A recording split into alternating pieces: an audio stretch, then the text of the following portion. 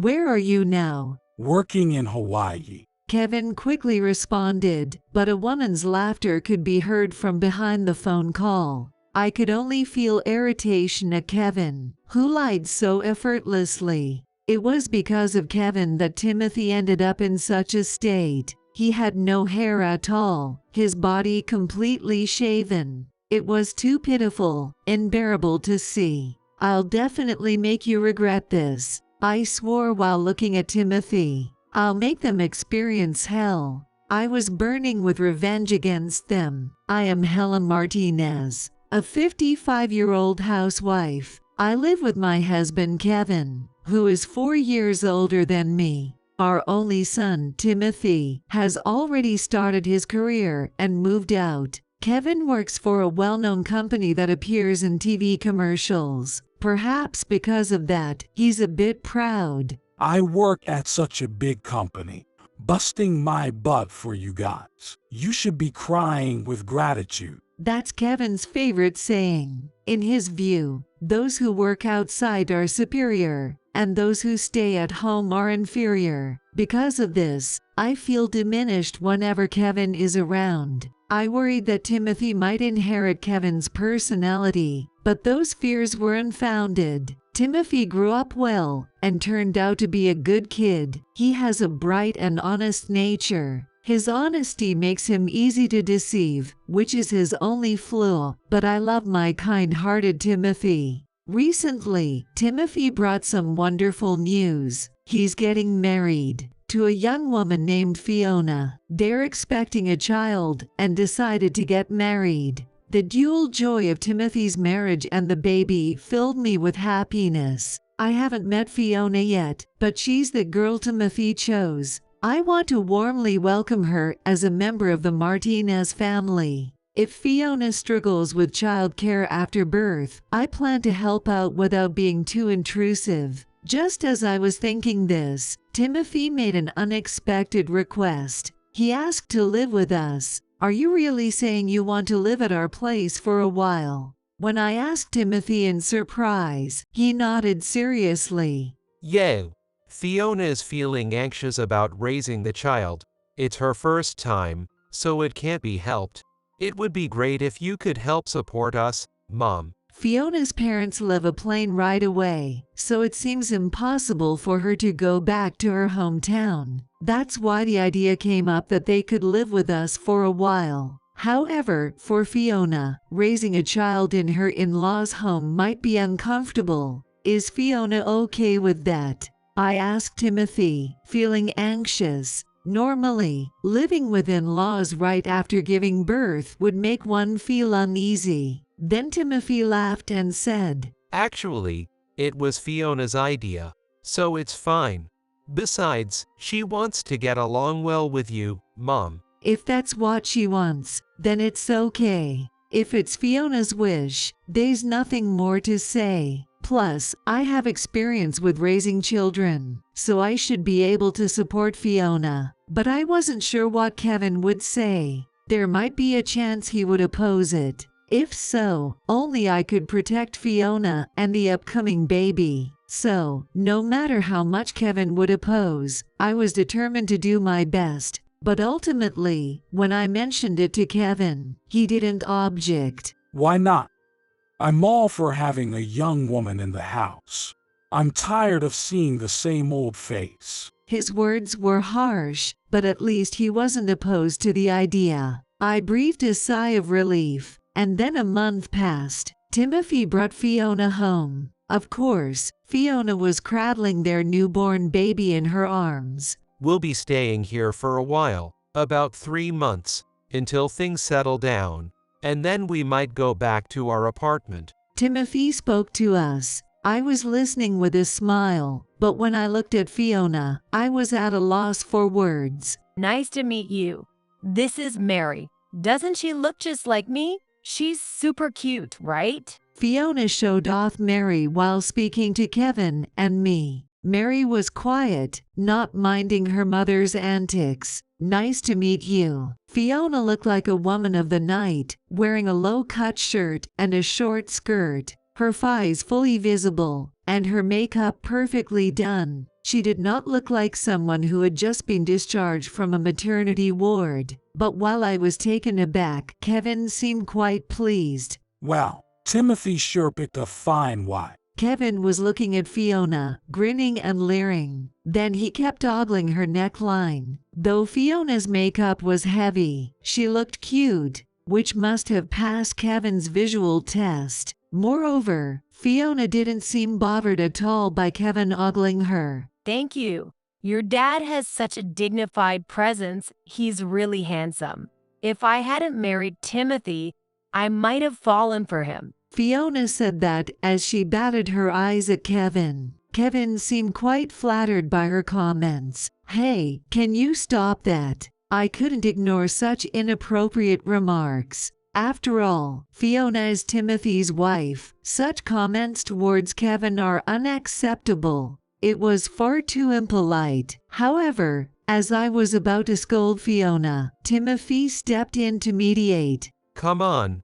Fiona just wants to get along well with my family. Don't be mad, Mom. If you say so, Timothy. Fiona laughed off the situation. Did I upset you? I didn't mean to. She pressed her chest out as she spoke, and Kevin, watching her, laughed and said, You should welcome such a young and pretty daughter-in-law. It's unseemly for an old lady to be jealous. What do you mean by that? I was irritated by Kevin's remarks, but Fiona had just given birth. I thought it wasn't right to be too harsh on a woman right after childbirth. I had no choice but to back down. Reluctantly, I decided to keep quiet. Then, as expected, living with Fiona and the others began to create a tense situation. Even though the postpartum confinement period had passed, Fiona made no effort to take care of Mary at all. It became my job to feed her milk every 3 hours. Of course, I was the one sterilizing the nursing bottles too. My milk isn't coming in well, and my body is still suffering from the birth. Could you do it instead, Mel? After all, you're a housewife with plenty of time, right? Fiona would say this, dumping everything on me. She wouldn't change diapers or even pay attention when Mary cried. As a result, I ended up taking care of her at night as well. Because of the interrupted sleep, I was suffering from sleep deprivation. Normally, one would be considerate in such a situation. However, Fiona would just lie in bed and give orders. Mother-in-law, I'm thirsty. Can you bring me a chilled Coke, please?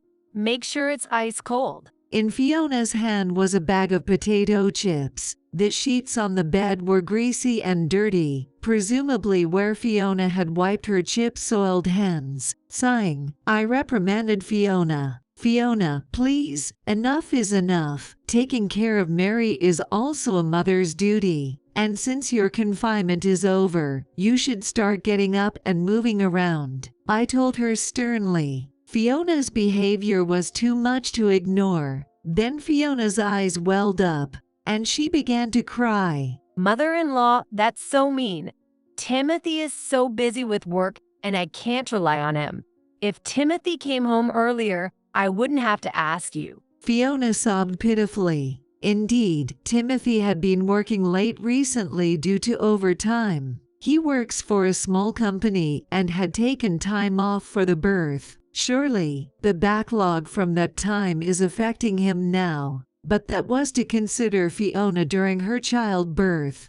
And this was her response to Timothy's efforts at work. What a truly unbelievable daughter-in-law. I looked at her coldly as I said that to myself. Just then, I'm home. Kevin came back. Without hesitation, Fiona rushed to embrace him. Dad, Mom's being awful. She's ordering me to move around when I'm not feeling well. I'm sad. Then, with teary eyes, she looked up at Kevin. To say such things to Fiona, that's just low. Kevin was completely smitten with her. He glared at me as I held Mary. You should be more considerate of Fiona. She's clearly suffering. Stop being nasty just because you're jealous of her beauty. Let's just ignore this mean old lady and order some food for delivery. Just you and me. What? I exclaimed in disbelief at Kevin's outrageous statement. Why does Kevin indulge Fiona so much? It makes no sense to me. Fiona seemed encouraged by Kevin's words. Dad, I love you so much. She said that and hugged Kevin again. Kevin beamed with pleasure. And then, Fiona sneakily stuck her tongue out at me when Kevin couldn't see. I was completely taken aback by Fiona's behavior. Thinking about continuing these days made me feel depressed. I don't know if this was the trigger, but after that, Fiona and Kevin's behavior became increasingly unbearable. Days of Fiona acting out and me reprimanding her, only for Kevin to defend her, continued. And still, Fiona neglected Mary's care. She wouldn't even change her diapers. Just when I was utterly exhausted by this situation, Timothy, who came home late from work, spoke to me. Mom, I'm sorry about Fiona. I wish I could come home from work earlier and help more with Mary. Timothy looked so sad as he spoke, and it pained my heart. Timothy is not to blame. Even though he always comes home late from work, he takes care of Mary. Sometimes he goes to work on almost no sleep. Timothy felt terribly guilty, though he was not at fault. Then Timothy hesitantly began to speak. It's also my fault that Fiona is so attached to Dad. What do you mean? I furrowed my brow and asked Timothy. His face grew even more pained. Fiona wanted to marry a man with a high income, but I wanted to marry Fiona so badly that I told her. My dad works at a big company. I think Fiona's real target was Dad. What are you saying? I turned pale at Timothy's revelation. Fiona is still in her 20s, but Kevin is almost in his 60s. Though it was hard to believe, Timothy's expression was serious. Given Fiona's behavior, it was likely the truth. As I struggled to find words to respond, Timothy gave a pained smile. I'll try to convince Fiona to leave by next weekend. We've been imposing on you for 2 months already. So, Mom, I'm sorry, but can you bear with this a little longer? All right. I can't imagine Fiona will just smoothly move out next weekend, given her current state. She's been all over Kevin, trying to impress him. But Timothy looked so distressed that I couldn't push the conversation any further. So, I had no choice but to endure it. A few days after that talk with Timothy, I decided to go to the beauty salon for the first time in a long while. After this salon, I planned to go shopping. Fortunately, Timothy had the day off from work and could take care of Mary. Even Fiona, unusually, spoke with a smile. You've been under a lot of stress all this time. Please take this opportunity to relax. Perhaps Fiona had a change of heart. Kevin also approached me with a smile. You're always working so hard.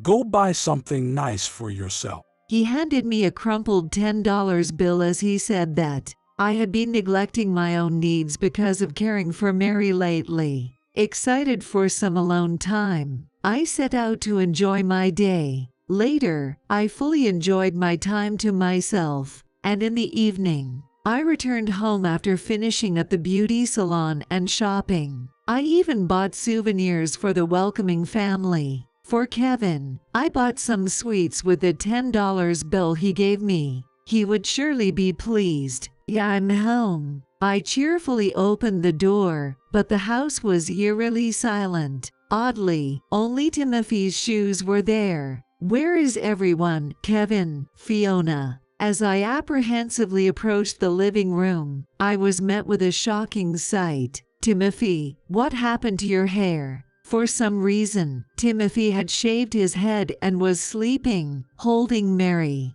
His eyes looked swollen as if he had been crying, and even his eyebrows were shaved. When I shook Timothy in a semi-panic, he eventually opened his eyes. Oh, Mom. When Timothy opened his eyes, they were bloodshot, clearly from crying hard. I turned pale. What happened? Where are Kevin and Fiona? I asked desperately, and Timothy looked like he was about to cry again as he spoke. Fiona screamed at me. It's your fault I'm suffering like this.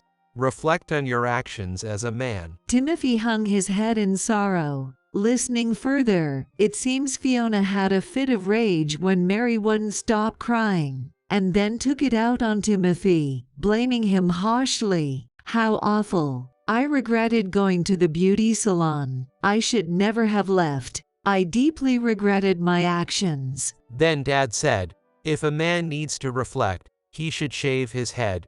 He brought out the clippers and forcefully shaved me. It appears Timothy tried to resist, but it was difficult being outnumbered 2-1. He was held down, powerless to stop them. Frustrated, I inadvertently bit my lip. In the end, Timothy was shaved completely, and the satisfied pair, Fiona and her accomplice, had apparently gone somewhere. Hearing Timothy's story filled me with immense anger. I immediately called Kevin. Fortunately, the call connected right away. "Where are you?" I managed to contain my anger as I asked him. Kevin just laughed carelessly. "On a business trip in Hawaii." He answered quickly, but I could hear a woman's laughter in the background. I was so irritated with Kevin for lying so casually. It was his fault Timothy ended up like this. Fiona was equally despicable. Timothy was completely bald, with all his body hair shaved off. It was truly too pitiful to behold. I'll definitely make you regret this. After hanging up the phone with Kevin, I looked at Timothy and vowed. Timothy looked very anxious. It's time for Kevin and his ilk to experience hell. How could they do this to Timothy? I was burning with revenge against them. Turning to a pale-faced Timothy, I asked, "What do you want to do, Timothy?" Fiona, a mother, left Mary behind and just took off. "Do you still want to be with someone like that?" Fiona has failed as a mother and is no longer needed as Timothy's wife. Even if she were to come back, she would likely cause more trouble, possibly even harm Mary. The thought of Mary being put in danger made me shudder. Too much negativity for a baby. After a moment of thought, Timothy finally spoke. I'm going to divorce Fiona.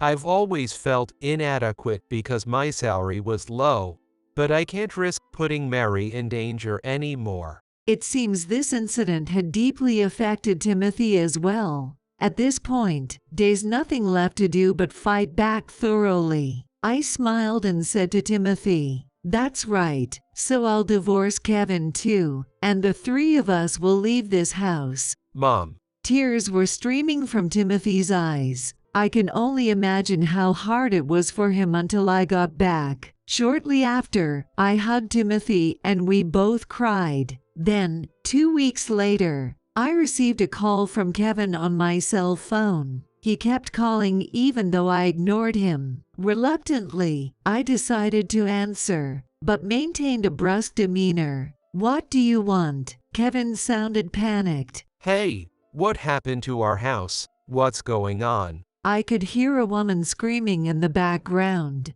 It seemed things were unfolding just as I had anticipated. I smirked. Listen up. I've come back from Hawaii, and our house is gone. Where did you take Timothy and Mary? Fiona screamed into the phone. It turned out that the laughter I had heard during that call with Kevin was indeed Fiona's. "Hey, keep quiet for a second." Kevin, flustered by Fiona's screaming, started trying to stop her. He probably still thought he could deceive his way out of this. I found their exchange amusing. "Oh really? You said you were away on a business trip. Took your son's wife on vacation. Huh? How could you do that with little Mary still so small?" I then deliberately spoke in an accusing tone to make them feel guilty. Kevin fell silent, having been hit where it hurt, but Fiona responded differently. What? Jealous old hag. It's more fun for Dad to go on vacation with a young and pretty girl like Fiona than with someone like you. Fiona confidently lashed out. It seemed she had stopped pretending altogether. She casually called me an old hag. I retorted. Your shallow actions will cost you everything, not just the house. The house was gone, but Kevin and Fiona were about to lose much more. Kevin suddenly realized the gravity of the situation. Yeah, about the house. Why is it a vacant lot now? And there's a for sale sign. Kevin sounded troubled. I responded, well, I leveled it and sold it to a real estate agent. The house was in my name, after all. No problem selling it, right? Suddenly, Fiona began to panic. What? That big house is that old lady's? Aren't you just a housewife? Why is it in your name if you have no income? Fiona couldn't believe it and kept hurling insults at me. It seems Kevin hadn't told her the truth. Hey, why isn't that house yours? Were you being blackmailed or something? Fiona pressed Kevin for answers, but, Well, he only gave vague replies. It must be embarrassing for Kevin to admit the truth. He couldn't quite bring himself to say it. I didn't want to prolong this conversation with him any longer, so I decided to just lay out the reality. My family is wealthy, you know. That house was built by my parents as part of my dowry. What? Fiona sounded incredulous. My family is well known in the area as an owning clan with ample land and money. Building a house was a trivial matter for them. Hearing this, Fiona turned on Kevin. What's going on, Dad? You said that woman is under my thumb and she lives off my charity. Were you lying? Kevin was taken aback by her accusations. well, It's pathetic how quickly he changes his demeanor when faced with a little pressure. I had been tolerating his behavior because he was my husband, but I couldn't care less about that now. I sighed and decided to tell them everything. While we're at it, let me tell you, Kevin has no money of his own. He just works at a well-known company. He's actually deep in debt. Dad, you're kidding. Fiona was flustered by my revelation. Kevin seemed quite panicked. Helen, you promised not to say that.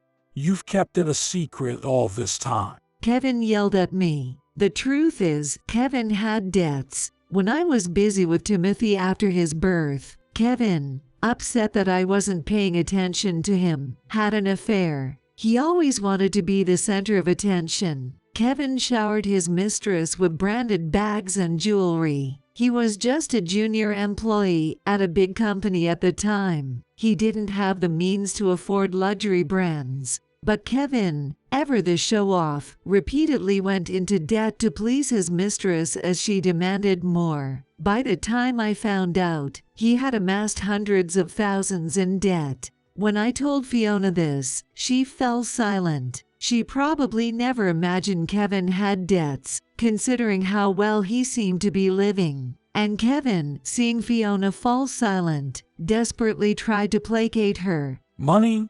I can make as much as I want. I'm a division manager at a major company. However, Fiona seemed unconvinced and wouldn't even discuss it. She must be quite shaken inside. So, I continued to reveal more. That's not all. Kevin frequents the entertainment districts quite a bit and has been playing around a lot. I don't know about those debts though. I wonder how much he has managed to repay. I chuckled confidently as I said that. I could hear Fiona grinding her teeth over the phone, clearly frustrated. Currently, Kevin hardly contributes to the living expenses. He's so overwhelmed by his debts that he came crying to me. We'll have debt collectors at our house if this continues. That wouldn't be good for Timothy, right?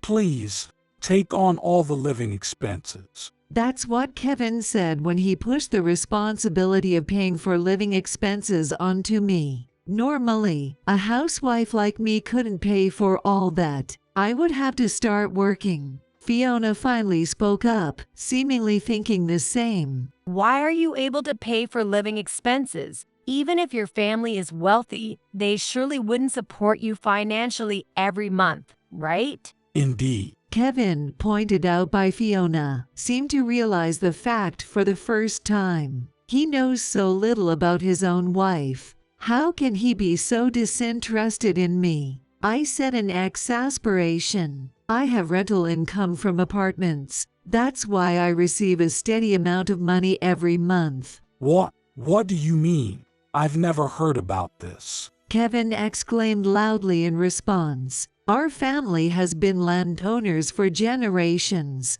owning lots of vacant land around this area. But just holding onto vacant land would incur property taxes, and it would be a waste to let it sit unused. So, my parents decided to build apartments on the vacant lands, and each family member, including me, manages them. Although the construction of the apartments was financed through loans, the rental income exceeds the monthly mortgage repayments. Hearing this, Kevin's voice trembled. So, you earn more than me.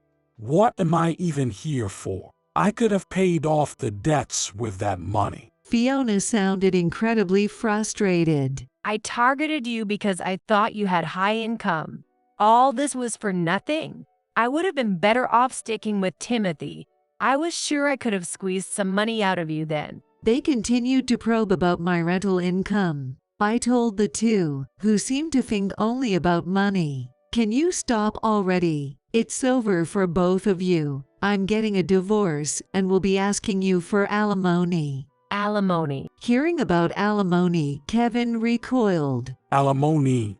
I have debts and no money. How am I supposed to pay that? Fiona also pleaded in a shaken voice. That's right. I don't have an income either. Didn't you receive branded bags and such? Just sell those. Fiona must have received a lot from Kevin. He even took her to Hawaii. As I spoke in a dismayed voice, Kevin said, Those bags were gifts from me anyway. Return them. I can use them to pay off some of my debts. It seems Kevin was really desperate, not caring about appearances anymore. But Fiona retorted without yielding. No way. I got them, so I'm keeping them.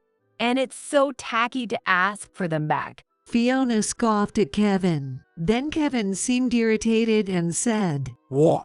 As if a woman who only knows how to pile on makeup has a say. What about you? You're the one with debts. They began to argue heatedly, and I sighed. Talking with these two any further is just a waste of time. Goodbye then. I gently hung up the phone. After that, Kevin and I went through with the divorce. It ended up involving lawyers, but initially Kevin was quite reluctant. Isn't there any way other than divorce? I have debts, and my salary is gone after I make the payments. Can't I get some of the rental income? Kevin pleaded tearfully at the lawyer's office, but I had no sympathy for him. After all, the debts are because of your affairs, right? It's only right that you pay them off yourself, I told Kevin firmly. Kevin lamented how terrible it was, but the lawyer calmly advised him. Kevin, you don't contribute to the household expenses, and you've racked up debts from affairs.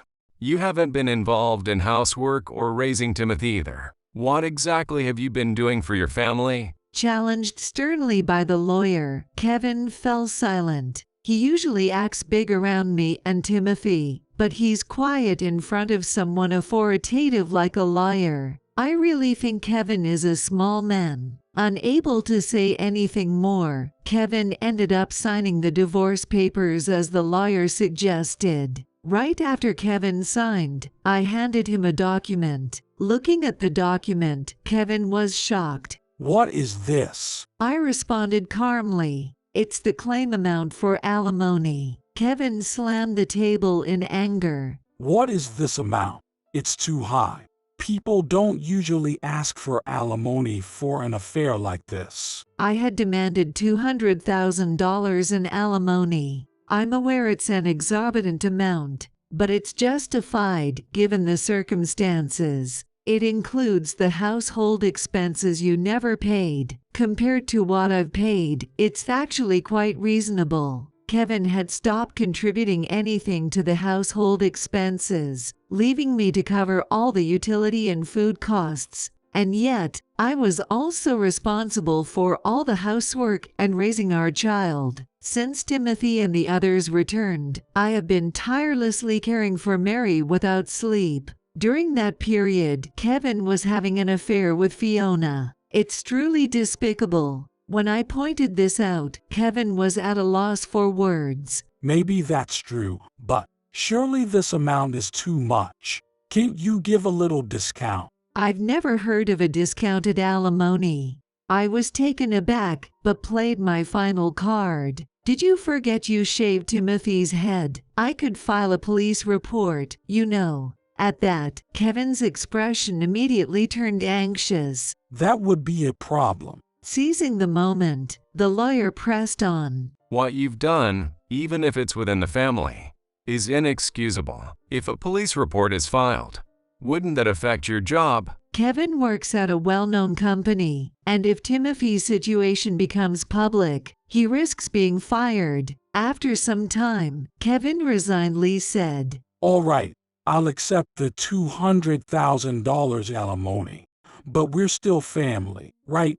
I can still see you and Timothy occasionally, can't I? What nerve to say that now, after putting Timothy in such danger. He's likely hoping to gain sympathy later on to negotiate the alimony. I firmly told him, Timothy and I will never meet with you again. Once we're divorced, you're just a stranger, and don't expect to see your grandchild either. What?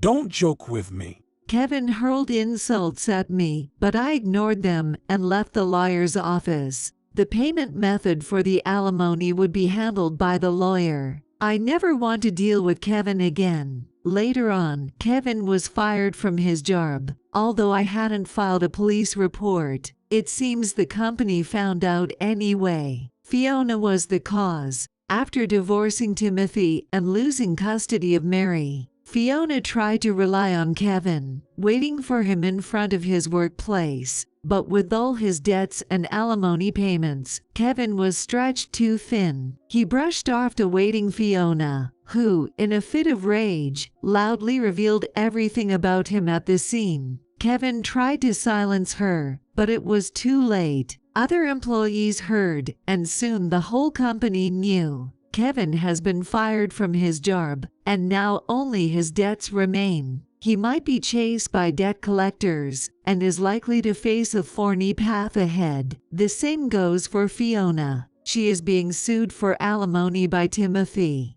Even selling all her designer bags wouldn't cover the payments. Moreover, I heard she has a substantial tab from visiting host clubs before marrying Timothy. They are still unpaid. It's likely that soon, Fiona too will be in a situation similar to Kevin's. Since then, I have bought an apartment with the money, and Timothy, Mary, and I are living there together. Mary is adorable, just like Timothy. Timothy's hair has grown back and looks natural now. He's completely recovered. Mom, I'm sorry for always causing you trouble. I have this child now, and I'll get back on my feet. Mary is growing up healthy. Her first birthday is coming up soon. I'm committed to making her happy, just Timothy and me. That's what I vowed.